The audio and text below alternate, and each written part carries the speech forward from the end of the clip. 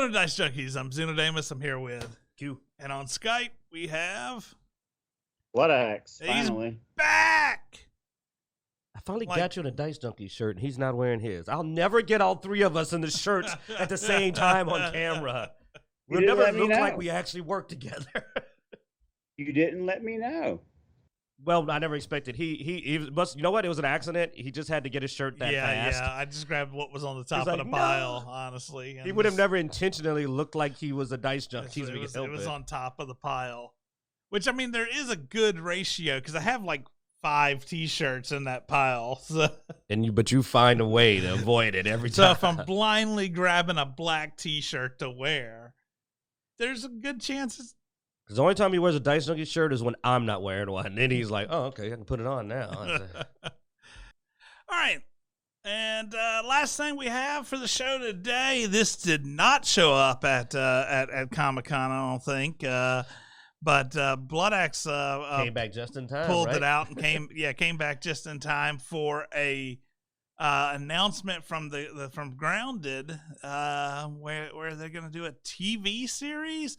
Actually, I mean, this is so Honey, I Shrunk the Kids. So, I mean, I could definitely see it easily being turned into a series. What do you got on this, Blood Axe? Yeah, I mean, the article doesn't give us a whole lot other than they're going to have a film that's kind of tying in with the game itself. And supposedly finding out some more of the background and the history before the events of the backyard, so to speak. So I have some theories about what's going on with Grounded, especially with the professor that's been doing the experimentation. But I'm excited for it. Everyone knows that I'm a Grounded nut. I play a lot of Grounded right now. I'm at 1,073 in-game days played. You're not my kids canopy anymore. is about 50% done. So I've covered almost half of the sandbox with grass blades, which is absolutely insane. Man, if someone would help you with that, it'd go faster, wouldn't it? Yeah, if someone would actually help me with it, it would go significantly faster. But unfortunately, those people do not exist. Whoa, hey, now that's a bit much. They're just lazy and prefer to play like Gears and Wonderlands and Outriders. I know. I've asked you. You're like, yeah, I help you. I'm like, ready to play now? Oh man, I'm gonna relax. I'm like, okay. So here I am with my ant armor and laying planks. But no, the series. I'm curious to how well it'll pick up, because the popularity of the game, even though it's still pre-release, is pretty extensive. I've seen some of the other videos of the elaborate builds, and the creativity of some people is amazing. I thought my mushroom castle was epic, but there's some really interesting stuff out there. Game breaking almost. Yeah. No, well, the rendering takes a second. I've seen you fall multiple times because the platform just haven't rendered on your side at that time yet. But yeah, the series, I think, will just add to some of the lore and let who's making this film? Obsidian. Let Obsidian makes maybe, the game. Are they making the film as well? No, but I'm pretty sure they'll be involved with it, because they're the ones that I actually got the information was from a Grounded live stream. Okay. And which is done by the Obsidian developers all for Grounded. So yeah, they're working with them. It says they're working with Waterproof Studios. Huh? No, you're right. It says they're working with them. It says Obsidian and Xbox Adaptive Game Series in association with Waterproof Studios, Kinetic Media, and Bardell Entertainment. Yeah. Does it? I don't remember. Does it say which streaming series is coming to? It doesn't. Hopefully Xbox, man. Maybe we'll get it with our Game Pass. That'd be awesome. That's what I have to say. If they release it on Xbox with Game Pass plus whatever else, that would be one of the best things that Xbox could actually do, is start adding streaming content to Game Pass. Oh, I don't know, man. You want people to give the finger to Sony?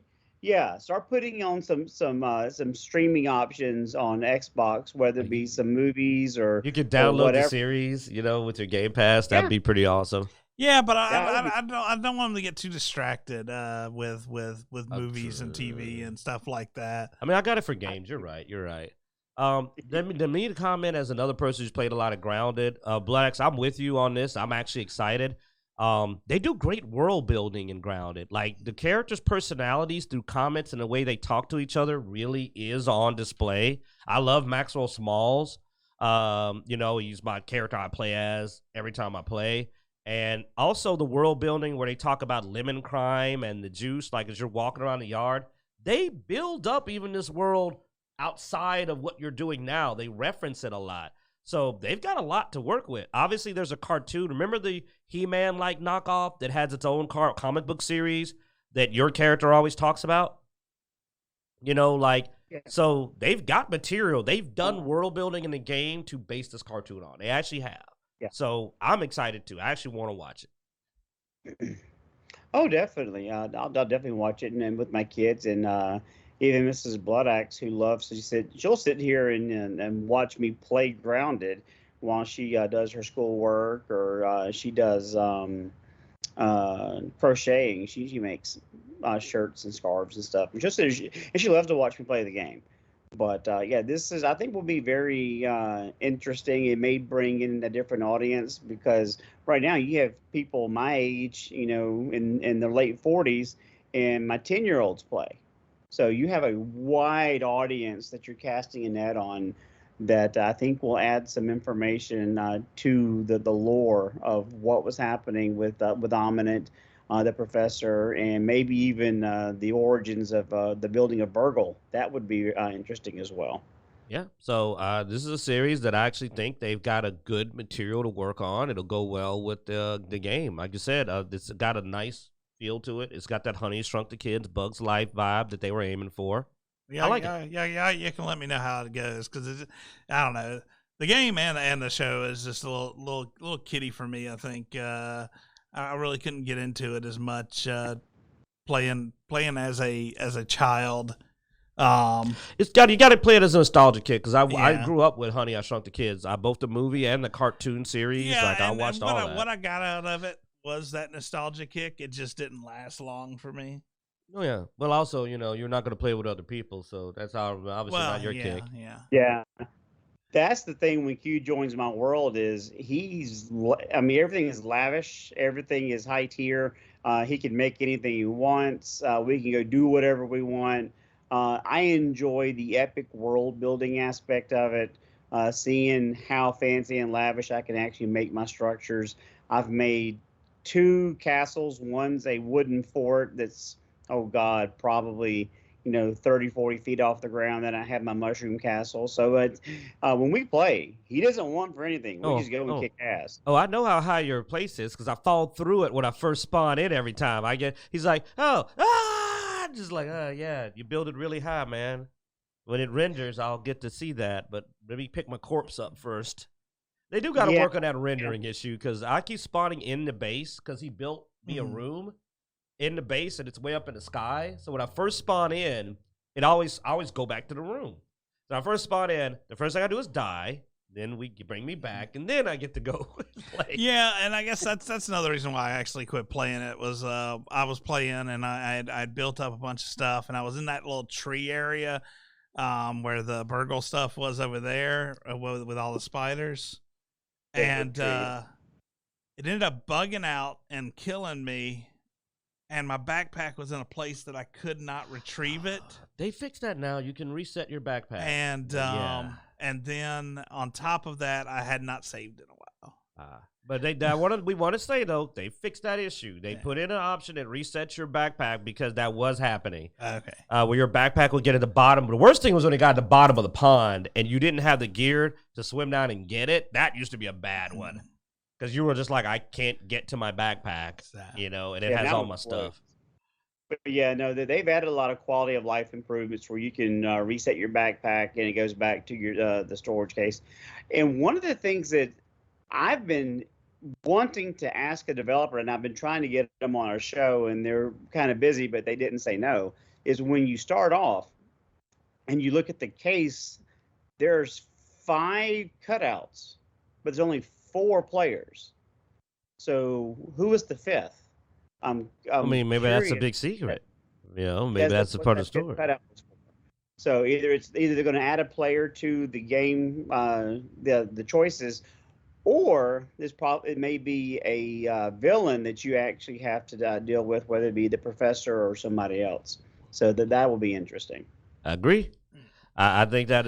I always thought that was on purpose, and I've been interested for the full release for them to show it. But like I said, this is a series, especially for kids. I think it's going to be really popular, especially because they can play the game, and the series and the game will coincide. Smart idea.